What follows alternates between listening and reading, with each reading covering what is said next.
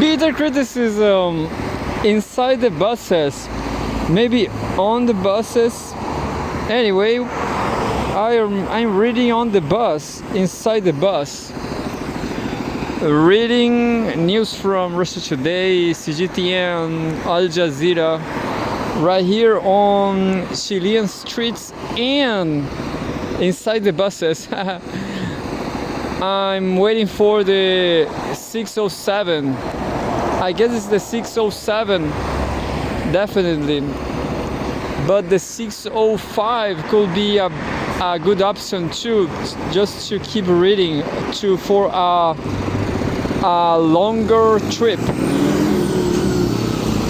Let's see what's going to happen now. But you know, if the 303, if the 603 come, I'm just gonna take it. I'm gonna take anything. But anyway, here we have Bradley Blankenship, Bradley Blankenship, a journalist that writes very well, like a mom, I guess. He writes softly. Well, not this time. I will just keep waiting for Bradley Blankenship love. There's a Los Pericos song. I am waiting for your love, but no homo. Bradley Blankenship, May 25. May 25. Homeworld News. This is Portales Station. Portales train subway station. And I'm going to read this first. The West is one step away from openly backing Taiwan separatism. Such a nice article. Yeah, I like this guy. I don't know why. These columnists I do like very much, while insisting they don't support unilateral changes to the status quo. US and EU officials don't criticize Taipei's blatant provocation. So, such a sad world, isn't it? The best thing we can do is inform ourselves and keep reading articles like this by Bradley Blankenship, an American journalist, columnist and political commentator. So today's Saturday in the global south. There's a lack of buses always, but Saturdays especially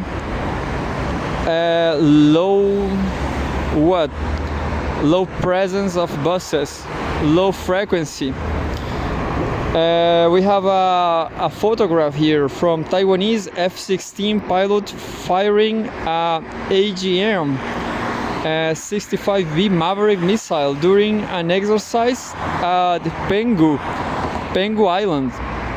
This guy is from Taiwan, I guess. Yeah. So sad. Yesterday I got a news from, I guess this time from CGTN too. You will see now or next time.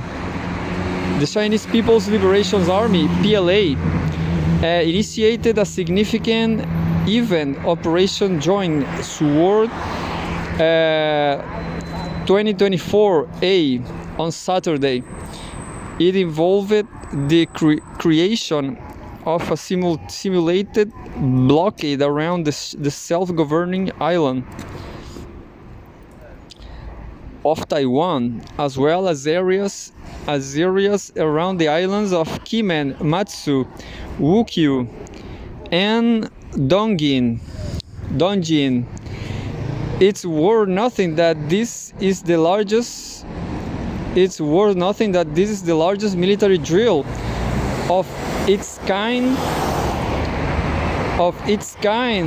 in a year, and follows the recent inauguration of Taiwanese President Lai Ching-te who was made it clear that he will escalate the issue of formal independence. Anyway, during his address, Lai broke his promise of maintaining the status quo with the mainland. As Catherine Heil, writing for the Financial Times,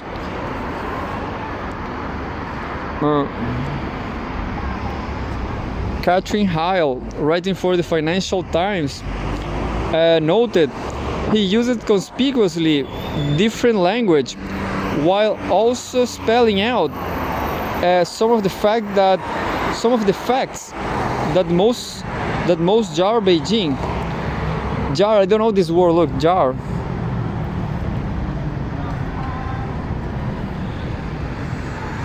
Most jar Beijing. Anyway, while Tsai Ing-wen, Lai's predecessor, will reference the Beijing authorities or the other side of the strait, which do not explicitly state that China and Taiwan are separate entities. The new leader mentioned China throughout his address. He referred to Taiwan and the Republic of China, Taiwan, saying that some call this land the Republic of China, some call it the Republic of China, Taiwan, and some Taiwan, but whichever of these names we ourselves or our international friends choose to call our nation, we will resonate and shine all the same. Referring to Taiwan as a nation, Lai quoted the Republic of China's constitution, the state that lost control of the mainland to communist forces during the Chinese Civil War in 1949, but still remains in Taiwan. To say that the Republic of China, Taiwan, is a sovereign, independent nation in which sovereignty lies in the hands of the people of ROC, nationality, Republic of, I forgot. This tells us clearly the Republic of China and the People's Republic of China are not subordinate to each other, he concluded. You have a photo, another article. Beijing launches punishment drills around Taiwan.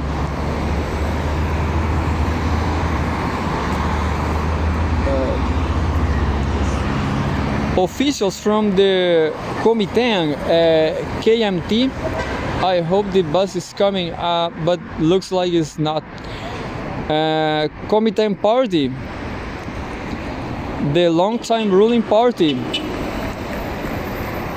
before the Democratic Progressive Party, DPP's electoral success in recent years, were quick to criticize Lei's speech.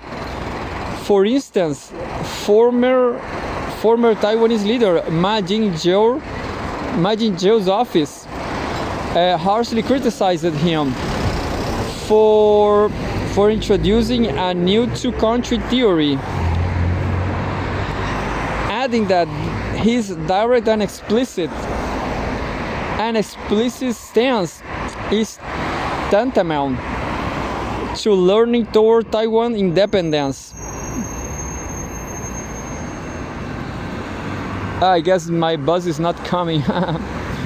I guess I'm gonna check the subway, but the matter is I have to. If I take the subway, I have to walk uphill. I have to climb all the hill.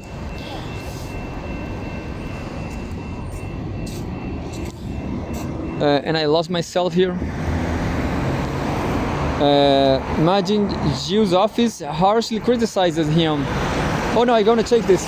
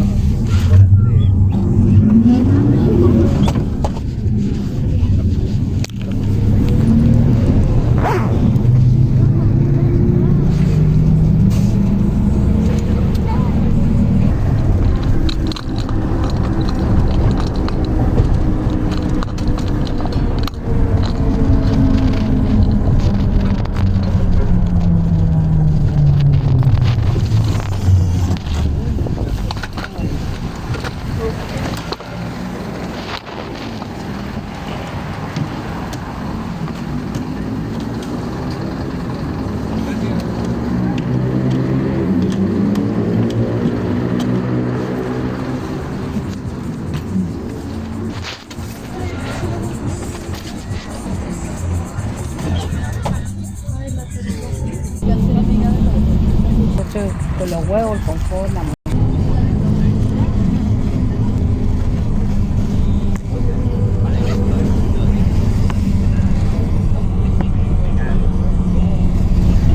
And then just more 15 minutes right here in the bus. Harshly criticized him. I miss myself for introducing a new two-country theory, adding that his direct and explicit stance is tantamount to learning towards Taiwan independence, leading to an unprecedentedly dangerous situation between the two sides of the strait.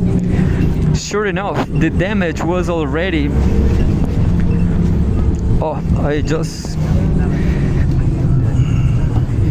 I missed the news.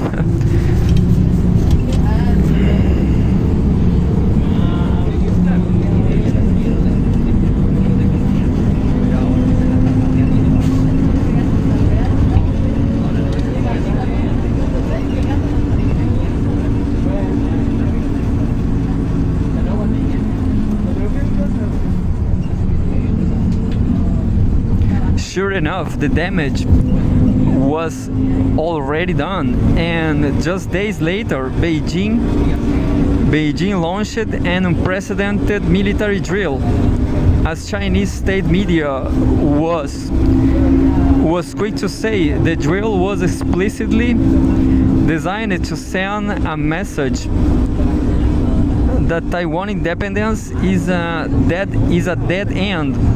Xi Jinping's first voice, a column designed to provide instant commentary on breaking news, said the fiercer pro-independence forces provoke, the stronger the Chinese mainland counteracts.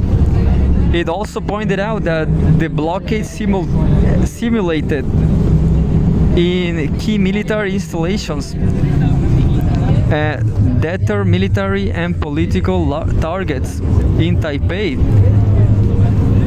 and prevent separatist forces from fleeing. It's also clear that the codename itself suggests that more operations are slated to come this year. That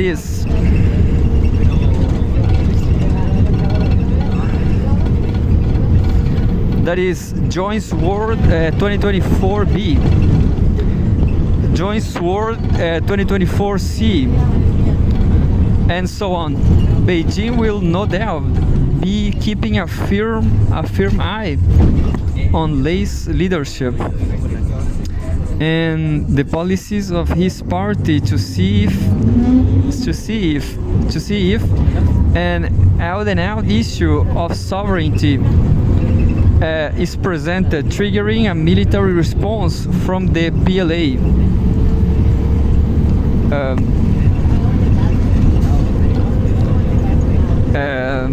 What's most fascinating about this conundrum is the response from Taiwan's Western benefactors. For example, according to the US Department of State's website, Washington opposes any unilateral changes to the status quo from either side. We do not support Taiwan independence, and we expect cross-strait differences to be resolved by peaceful means. We have another article related. Read more. Taiwan puts military on high alert. Secretary of State Antony Blinken, however, did not condemn Lei's statements.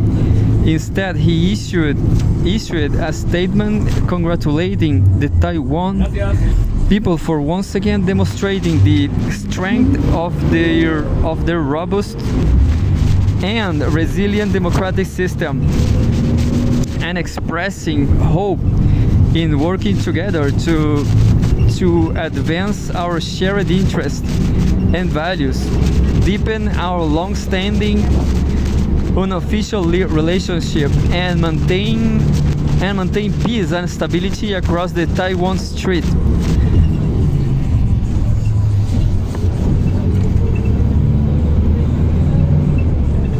You know what's funny is that this guy Anthony Blinken, I guess he is free to say whatever he wants, because Biden is, as everybody knows, too old and too demon to tell him anything. And this guy Anthony Blinken is kind of too Atlanticist, isn't it? Whatever happened, it will be his fault.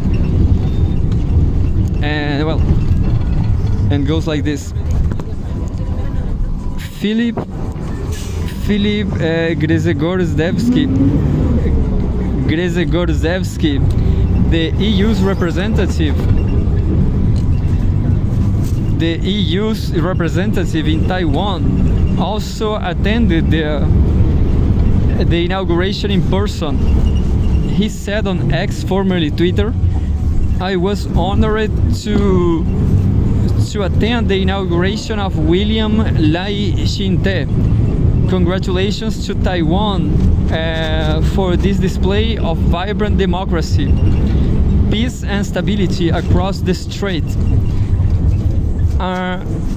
Peace and stability across the strait are key to regional and global security and prosperity. I look forward to continuing to develop our relations. Both of these officials mentioned the necessity of peace and stability across the Taiwan Strait, and formally oppose any unilateral changes to the status quo, yet have failed to call out Lai's highly provocative speech, which directly questions the status quo, so much so that it even breaks with his own promises as a candidate and the statements of his predecessors and former colleague. If the collective West refuses to hold Lai accountable for his blatantly provocative statements, then it is clear that it is in fact does support unilateral changes to the status quo conducted by separatist forces, which is a grave mistake that will only raise the chances of military confrontation. And well, that was the article from Bradley Blankenship, because he writes so softly and tender. I like his typing. I guess he writes on the cell phone, I guess. Who knows? The statements, views, and opinions expressed in this column are solely those of the author and do not necessarily represent those of Russia Today. So now I have news from Pepe Escobar Telegram, and says, breaking 2024 Bilderberg meeting to be held in Madrid. Who knows? I don't know what's this. Well, this is from, I guess this is from Nordic Times. I don't remember. And says the newspaper Nya Tider has obtained an email that shows that EU Minister Jessica Roswald was invited by Sarah Niemann, employed at the Swedish company Investor as executive assistant to Marcus Wallenberg. Wallenberg is vice chairman of investor and a member of the Bilderberg Group's exclusive steering committee. However, Roosevelt could not attend the meeting. It is not known which Swedish ministers will attend.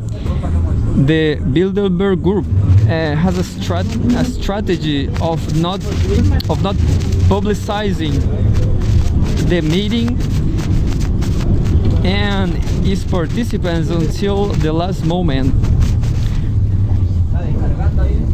The newspaper could previously revealed that government's NATO negotiator Oscar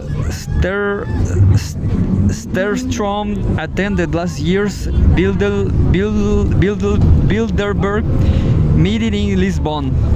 He was not on the official list of participants, and shortly after the meeting he resigned from his position at the government's offices and was instead employed by Marcus Wallenberg. The Bilderberg Group is an exclusive lobby group that brings together over 100 people from all over the world. Many Swedish prime ministers and ministers have attended the meetings since 1954. Editorial staff, editorial Nordic Times, I don't remember the silence, TNT, Nordic Times, the Nordic Times, I guess, yeah. But I'm almost I'm always going down the bus now. It's my time to descend. But we have more news from Telegram, from Pepe Escobar Telegram. I'm gonna stop now, I guess. By Tyler Burden. I'm gonna read this later.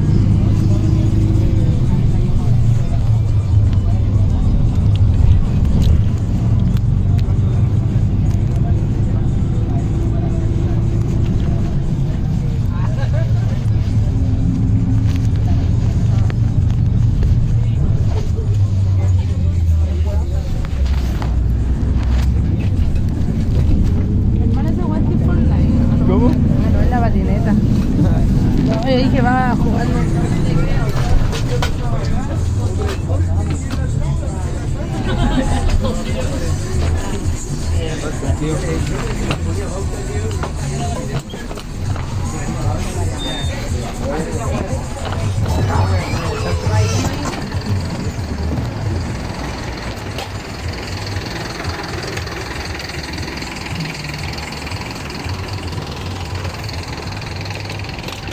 And here we go.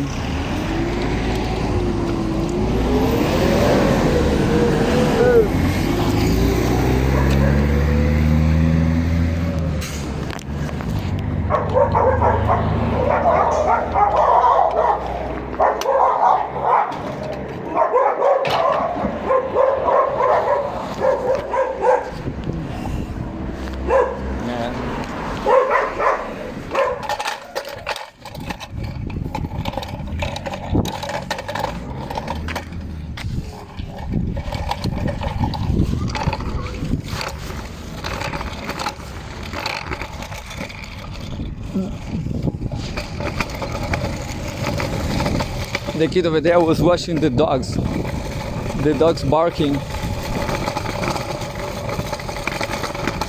and so yeah, there's a lot of things happening on the newspaper world and journalism world about China.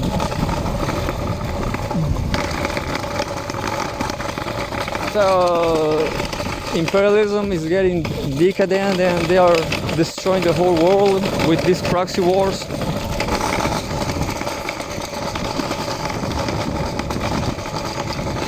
China will be the end, but Pepe Escobar said that Russia was the I don't remember now, the black soil of, I don't remember. But I guess the United States is still alive, you know? I mean, they could make a lot of damage against China.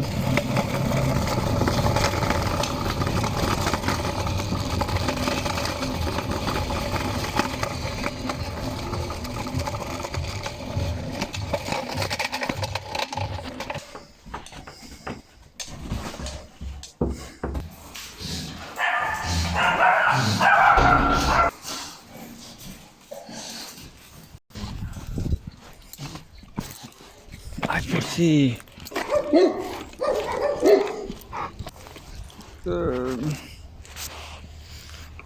So here we are. Now we are going to the studio because we can. Because it's where we live, in the jungle. Woo!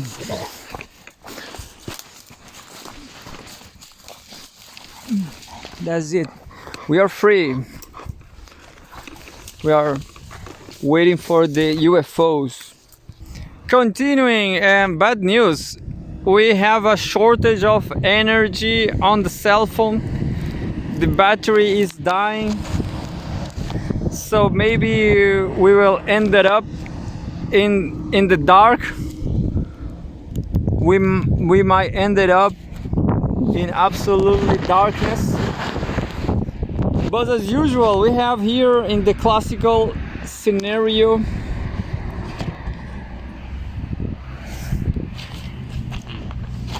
where we triumph. Nah, loser. Venga aquí arriba. Aquí. Aquí.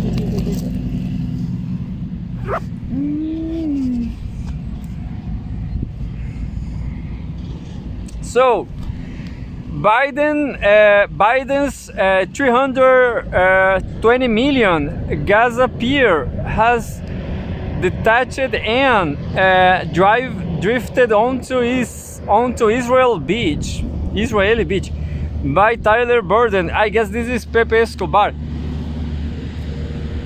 Sometimes I don't understand what Pepe says. Anyway, a section of the 320 million floating pier built and erected off Gaza's coast has broken off and floated onto an Israeli beach. This Saturday mishap is the latest setback for the U.S. humanitarian aid project after three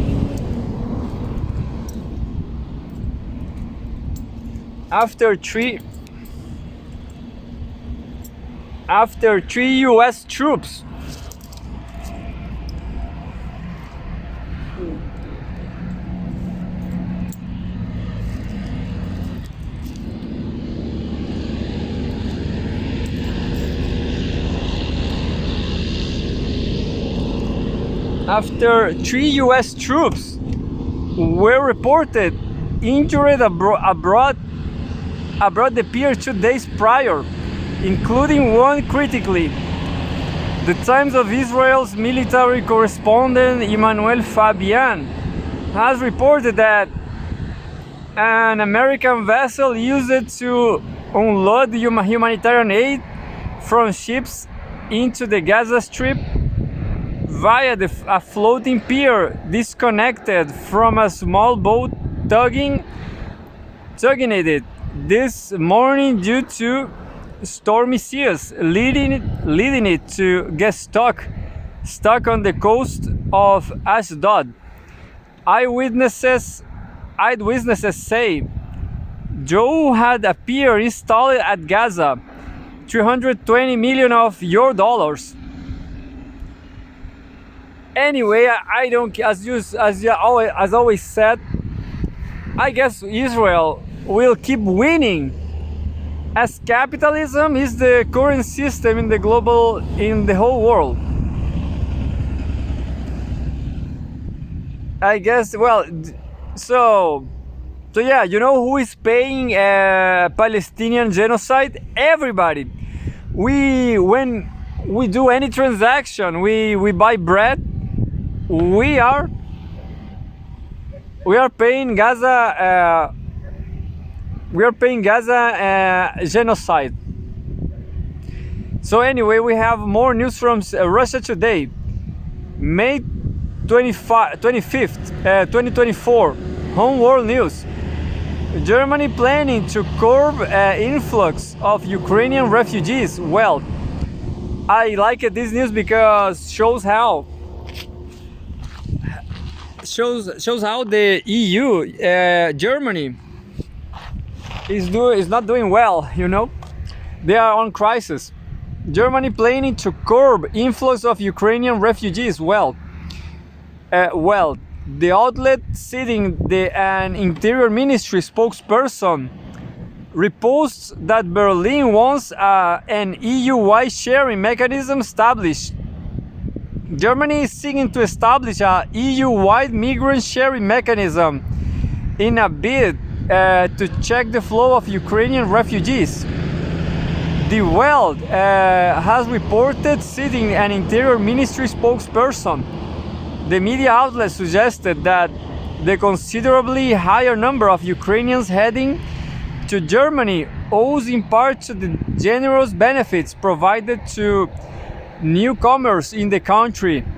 According to data from the EU's statistical agency, Eurostat, which Die Welt cited in its latest report, as of March 2024, approximately 1.3 million Ukrainian refugees were residing in Germany. That's a lot. Poland has the next highest amount at almost 1,960,000, followed by the Czech Republic with an estimated 360,000. Numbers in other member states are far lower, the media outlet pointed out. It also alleged that while the number of Ukrainian nationalists in Poland has been steadily decreasing recently, the corresponding figure in neighboring Germany has risen.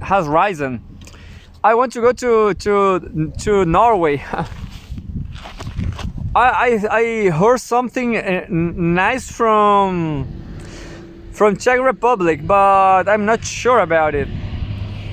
In its article on Friday, Die Welt quoted an Interior Ministry representative as saying that Germany strongly supports a solidarity distribution mechanism for refugees and believes that the issue of secondary migration within the EU should be addressed and resolved. In particular, Ukrainian nationals are currently free to choose their destination within the EU and can apply for asylum in one nation and then relocate to another later. According to Die Welt, citing analysts provided by Economic Service of German Parliament, the so-called citizens benefit of 563 euros, $610. That's a lot. I want that. Paid to every Ukrainian refugees monthly is markedly higher than similar benefits provided in other EU nations. At the same time, the employment rate among Ukrainian refugees in Germany stands at only 20%, considerably lower than in neighboring countries. Deutsche Welle reported earlier this year. So things are not going well at all for Ukrainians in Germany. I was listening to this guy, I guess it's Russia Insider. There's a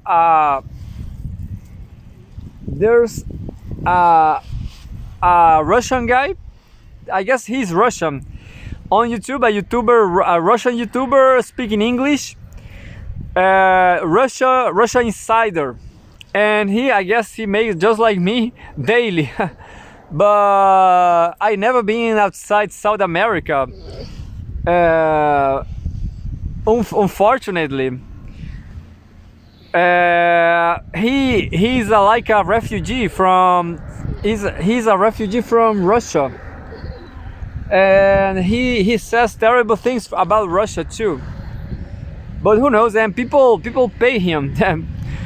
But anyway, I guess Russia will do better in the future.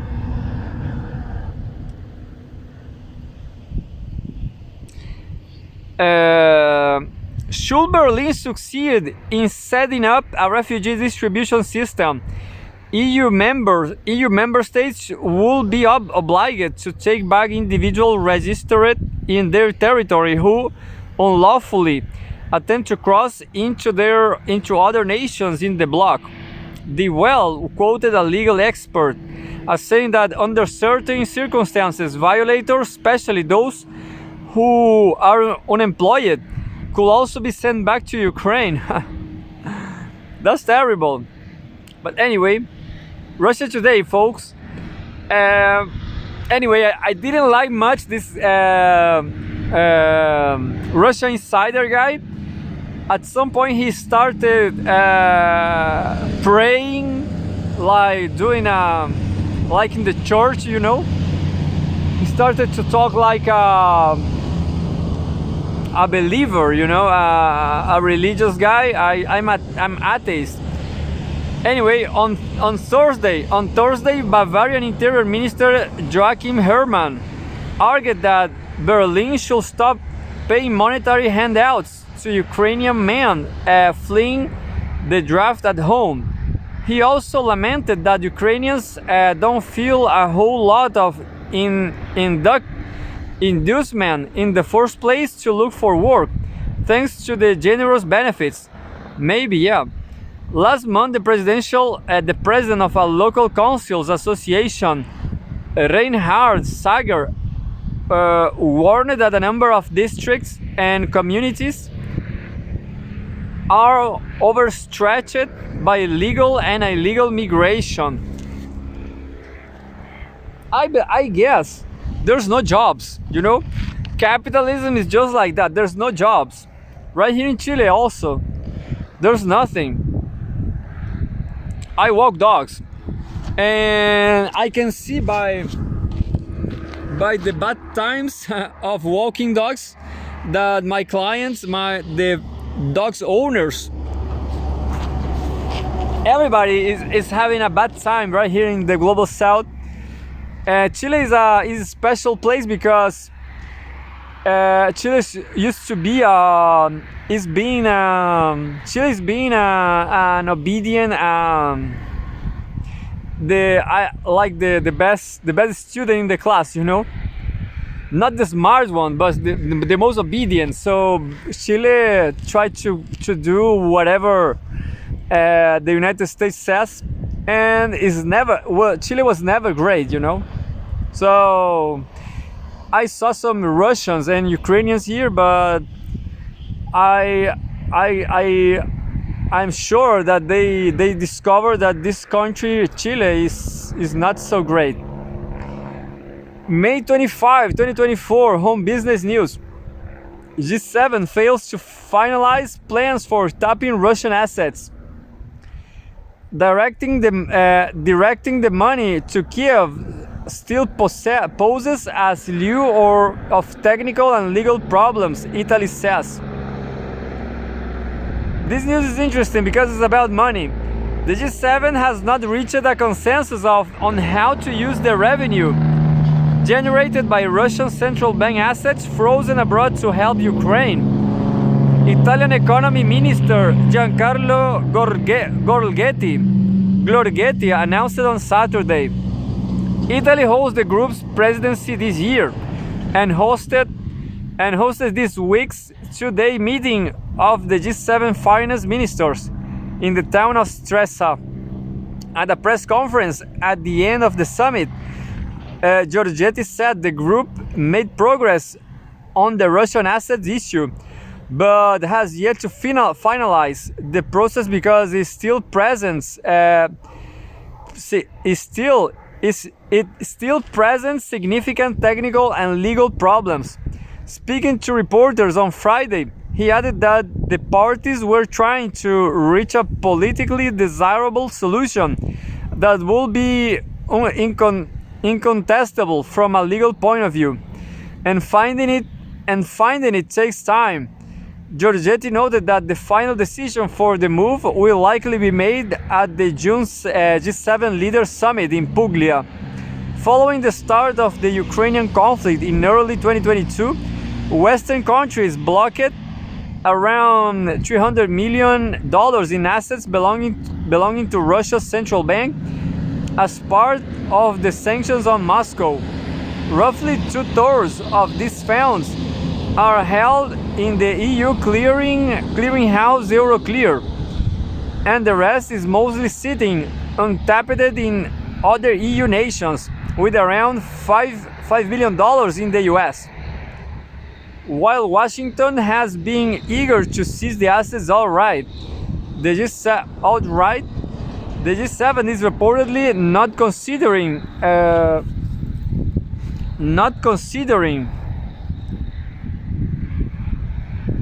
this option due to concerns of its European members that it will damage their financial credibility and discourage other countries from keeping their assets in the bloc.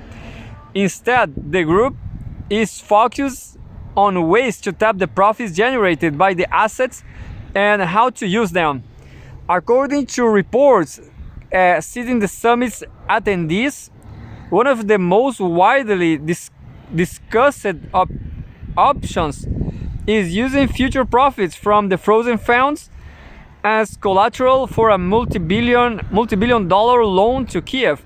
However, German Finance Minister Christian Lindner told reporters on Friday that it is still to be seen whether it will be possible to introduce such an instrument due to the legal repercussions it may bring. And just more 4 minutes.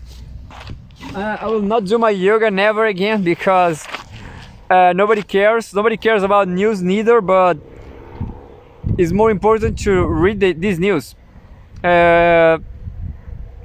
Another option that has reportedly been discussed is allocating the proceeds from the frozen assets directly to Ukrainian leader Vladimir Zelensky, with 90% of the sum to be used on weapons purchases, while the remaining 10% will go to the reconstruction of the country.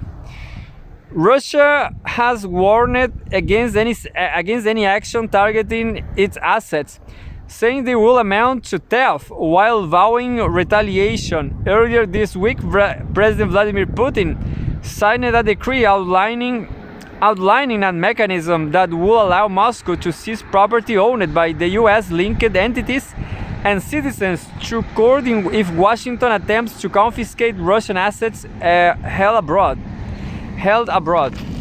For more stories of economy and finance, visit Russia Today's business section. It's funny because Russia Today, they have this business section, CGTN also. These newspapers talk about business, but I prefer economy, just like Al Jazeera. So in Al Jazeera newspaper you will find economy. Well, I'm just gonna read the headlines, but tomorrow I will come right here again to finish this whole file. I just read 14 pages from 110. Imagine that. African Unity, May 25, Home Africa. Why the world celebrates it. May 25 marks the date when a summit in Addis Ababa laid the foundation for today's African Union. I never read these articles, but because I guess it's too institutional, you know. I wonder if African people knows about this. It's not a party, you know. It's not a celebration. It's just politics. Nobody cares about politics. But I keep saving these articles. Maybe someday I will be without anything to do. That's terrible. But that's it. Because I support Africa, you know, because I guess Africa is great. But I guess African people, they don't care about this kind of dates. Do you saw the tiger? Go tiger, go! Let's pray for any Akita came here to fight Tommy. Last time was not Tommy's fault, but Tommy fight back. Tommy fought back.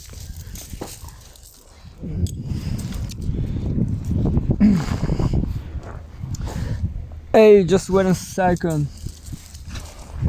And that's it. 47 minutes for an. You know, I had this insight too. This guy from Russia Insider. He also said something about AK-47s rifles. And well, I guess that's the truth. But this is from Brazilian people from Rede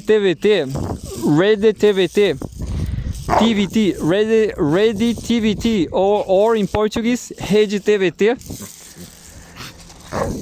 They made this Seu Jornal, and that's it, with 47 minutes.